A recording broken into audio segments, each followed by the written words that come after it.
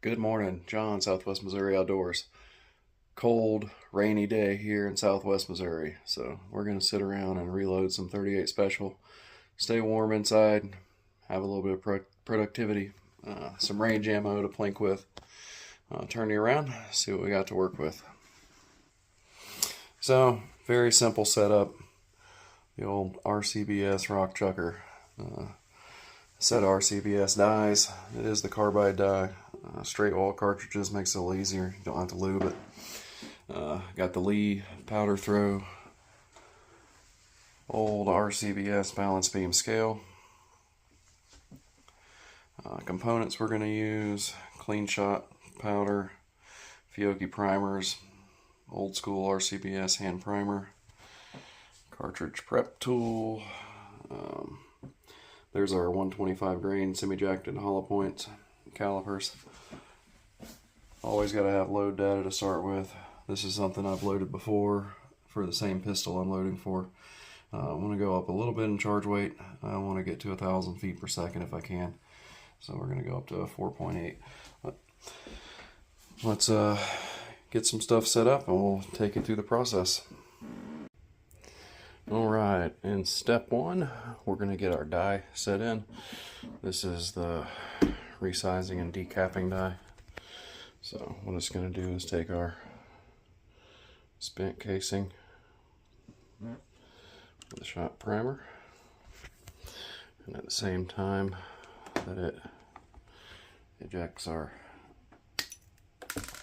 primer out, it's resizing the case. So we have our resized, deprimed case. Next thing we're going to do is take our RCBS hand priming tool, and we'll get a primer load in that, and I'll show you how that works. So you get your primer put in with the open side up.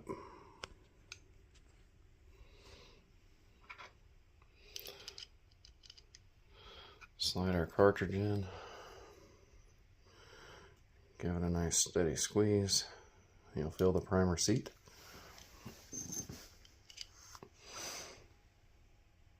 And then when you remove that, you always want to make sure you feel the back end of that primer and make sure it's seated flat. Next up, we're going to go through, after we get all of our cartridges resized and primed, we'll be chamfering the top edge of the brass case, and then we'll give it a little bit of a flare for the bullet to seat. So you can see what we do here. Take this and we're going to smooth out the inside edge of that case mouth, just so you can see a shiny ring around it. You don't want to remove a whole bunch of material. Just want to make sure there's no burrs when that bullet goes to slip in. Next up, we've got our case mouth flaring tool. We said it's going to open up the case mouth just enough to allow us to get a bullet started in there. So I like to run this down in. It should be set. If you've got 357 38 Special dies, there is a washer that goes with them, so you can go from one to the other without having to reset. So we're going to gently bring this up, and let's see what we got.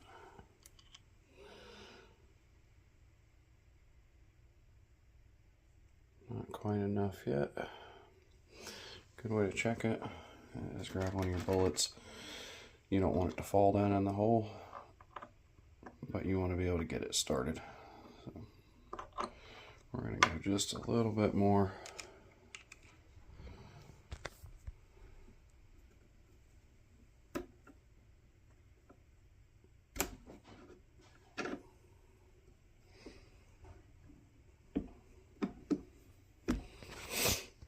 And really, as you're doing this, you'll be able to feel when you get that case mouth belled just enough.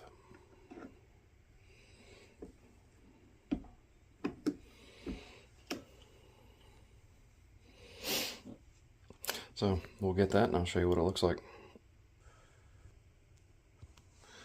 So with our case mouth flared, we'll be able to get that bullet to stick in there. Just like so. We don't want it to fall down in the hole, but we do want it to start nice and evenly. Next up, we're going to work on getting our powder throw set. So this is a volumetric powder throw. As you thread this piece in, it changes the volume inside here. So as you flip the handle up and back down, it dumps a certain amount of powder every time.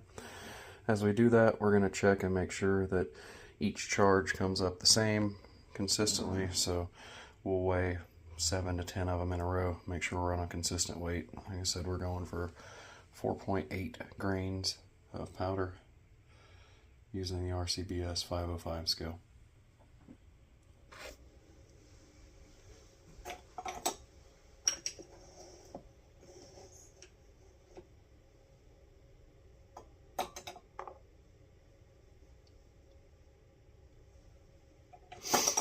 That one's right on 4.8.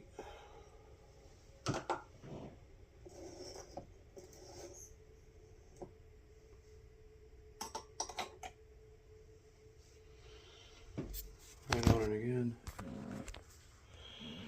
One of the reasons I really like this powder is it is fine like sand, so it meters very well, very consistently. So once we have that set, we can run through and charge all of our pre-primed case mouth prepped with flared cases. So each bullet will individually fit under there. We'll throw a charge. After I get them all charged, I'll come back and show you another trick. What you want to do is make sure you get all of them charged, look at every single one of them, and make sure that your powder is close to the same amount full in each case. This being such a light charge, it's easy to double charge, so we're going to make sure we don't do that just by a visual check before we start seating bullets. So we'll get that set up and I'll check back with you. Alright, we have gone through and charged all of our cases. Got a couple of examples here to show you. So obviously we talked about doing all of them, and then hopefully you guys can see all the powder charges look the same, except I threw in a trick here. Okay, so the one on the very end here, that's double charged, so as you're looking you can see. And then I've got one that has no charge in it, so it's a good method to set all of them out, get over the top of them, look at all of them together, and that way you can tell, did I miss one, did I double charge one.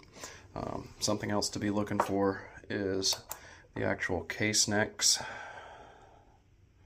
So this one's pretty beat up, it's split, that's a garbage case. And then the one that I double charged, it has got a start of a split in it as well. It is not worth reloading this stuff, throw it away. So after this process, we're going to take these two, the one that had no charge, we're going to empty that powder out, and then the other one had the split case neck. Those go directly in the trash. Alright, the next step we're going to get set up, we're going to start placing some bullets on top of all these. Again, we're using a 125 grain semi-jacketed hollow point. So we're going to work our way around and start placing the bullet on top of every one of those. Once we get that completed, we'll come back over to the press. We've got our seating and crimping die set. I do crimp with a Lee factory crimp die. So this die, the outer body will actually put a crimp in. The center pin here is what's actually pushing the bullet down into the cartridge. I use this just enough to straighten out some of the flare that I put on the case mouth, but then I'll go all the way back around with all of them, and I will use the Lee factory crimp die to put my final crimp on there to hold everything in place.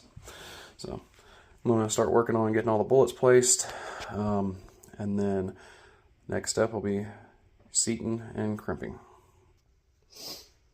Alright, we've got all of our bullets placed on top of the cases, so we're going to start working our way through and seating the bullet. So right now they're just loosely stuck in the top, as we raise the plunger, it's going to seat that bullet in, and at the same time create a slight amount of crimp. So what we've really done on this is just get it right to the cantilever groove. I like to go as deep as I can into the cantilever.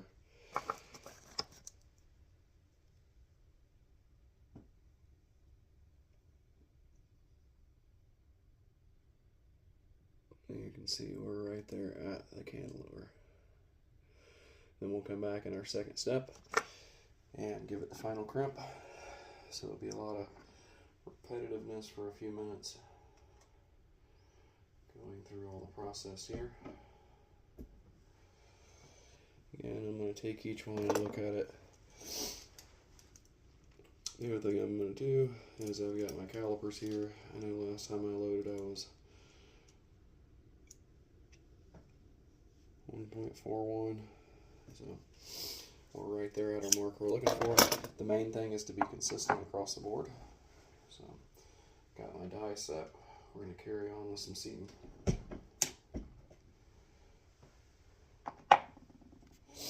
We'll check back with you in a minute. Alright, so we've made it all the way through the very monotonous process of seating all of our cartridges. All the bullets are seated in there. They're all very consistent. Right up to the cantilever. That's where we're going to be putting a crimp. The reason I like the factory crimp die versus the standard RCBS crimp, though, the way this works is the outside body of this is what creates the crimp, and then this part you thread down to seat the bullet. If you don't have that set exactly right when you go to seat the bullet, you can end up creating the crimp before you get the bullet seated in all the way, and then you just crush cases. So I like this where I can get everything very consistent. You can just barely see the top edge of that cantilever and the bullet. That's perfect, right where I want to be. I've used this die just enough to take the flare out of this top edge of the case mouth. And then from there, our last step is going to be removing our seat crimp die, and we're going to be installing the Lee factory crimp die. So, pretty simple. What I'm going to do is remove my cartridge, raise this thing up,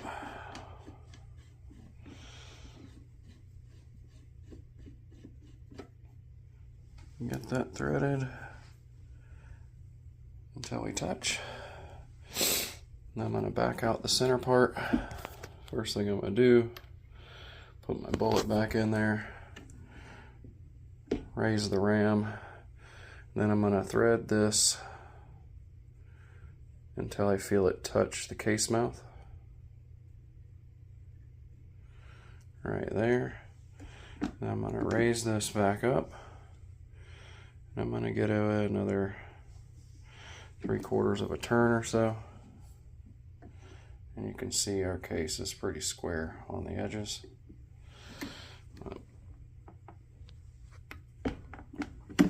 After we go in there and give it the crimp,